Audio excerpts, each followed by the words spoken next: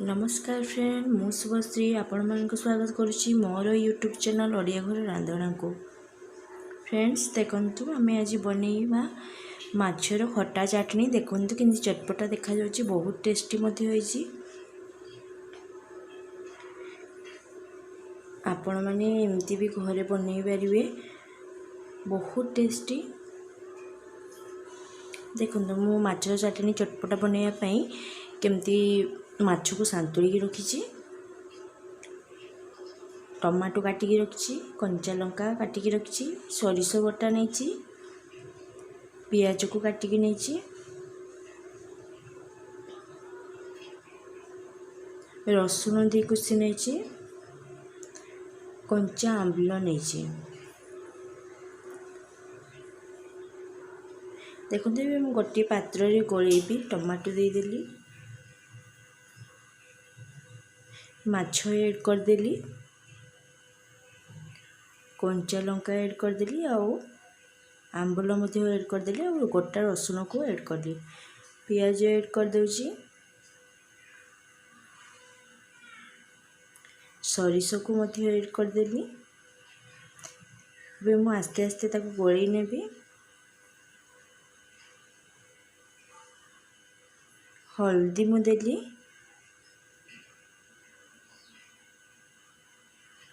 स्वाद अनुसार अपन लुण देबे, कंचा तेल मु पकाउची। देखंतु सरिष तेल एबे गोली देबी मु सबू।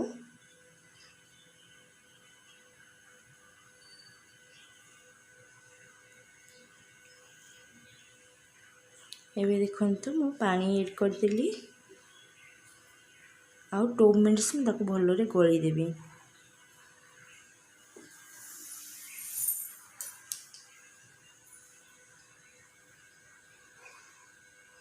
देखो गैस फ्लेम रे मु बसई देछि। एबे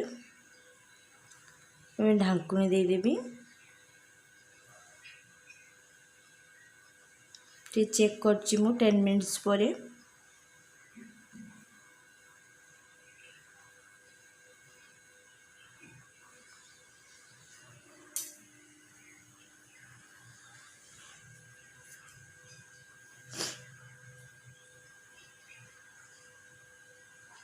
आउ किछि समय लागिवो हबा को।